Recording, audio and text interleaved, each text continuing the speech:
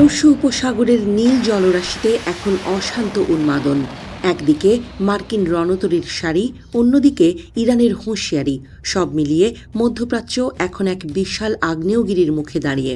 বিশেষ করে কৌশলগতভাবে অত্যন্ত গুরুত্বপূর্ণ খার্গ দ্বীপ নিয়ে তেহরানের সাম্প্রতিক কঠোর অবস্থান বিশ্বজুড়ে নতুন করে যুদ্ধাতঙ্ক তৈরি করেছে।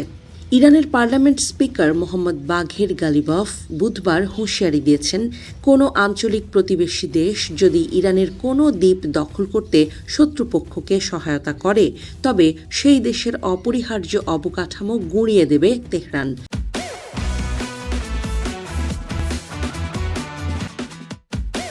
তার এই কঠোর বার্তা মূলত সংযুক্ত আরব আমিরাতকে উদ্দেশ্য করে দেয়া হয়েছে বলে ধারণা করছেন বিশ্লেষকরা। অন্যদিকে হোয়াইট হাউস থেকে আসছে ভিন্ন সুর। মার্কিন প্রেসিডেন্ট ডোনাল্ড ট্রাম্প দাবি করছেন পর্দার আড়ালে শান্তি আলোচনা চলছে, কিন্তু তার প্রেস সচিব ক্যারোলিন লেভিটের কণ্ঠে শোনা গেল ধ্বংসের সুর। তিনি সাফ জানিয়েছেন ইরানকে বর্তমান বাস্তবতা মেনে নিতে এবং পরাজয় স্বীকার করতে হবে, অন্যথায় প্রেসিডেন্ট ট্রাম্প এমন এক নরক নামিয়ে আনবেন যা ইরান আগে কখনো দেখেনি। মাঠের চিত্র বলছে আলোচনার চেয়ে যুদ্ধের প্রস্তুতিই বেশি জোরালো। পেন্টাগন ইতোমধ্যে ৮২তম এয়ারবোর্ন ডিভিশনের প্রায় ২,০০০ সৈন্যকে উপসাগরীয় অঞ্চলে যাওয়ার নির্দেশ দিয়েছে। এর সাথে যোগ দিচ্ছে বিশাল উভচর যুদ্ধ জাহাজে থাকা মার্কিন মেরিন সেনারা। ওয়াশিংটনের এই দ্বিমুখী আচরণ একদিকে শান্তির বুলি আর অন্যদিকে সেনা মোতায়েন ইরানকে চরম ক্ষুব্ধ করে তুলেছে। ইরান সংবাদ মাধ্যমগুলোর দাবি, খোদ পারস্য উপসাগরেই এই যুদ্ধের ফয়সালা হবে না।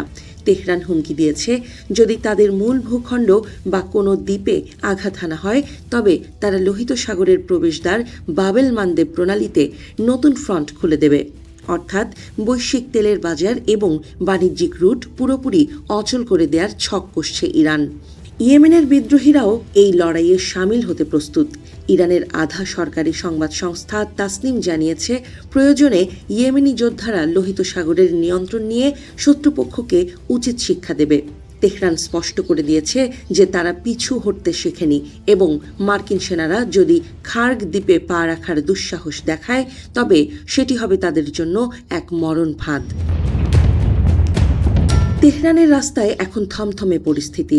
আল জাজিরার প্রতিনিধিরা জানাচ্ছেন, সাধারণ মানুষ শান্তি আলোচনার চেয়ে যুদ্ধের আশঙ্কাই বেশি করছেন। তারা বিশ্বাস করেন আমেরিকা আলোচনার আড়ালে আসলে সময় ক্ষেপণ করছে এবং যুদ্ধের চূড়ান্ত প্রস্তুতি নিচ্ছে।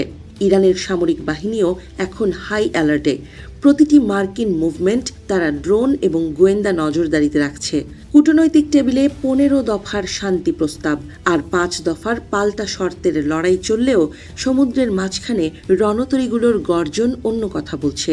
আগামী কয়েকদিন মধ্যপ্রাচ্যের ইতিহাসের জন্য অত্যন্ত সংকটময় হতে যাচ্ছে।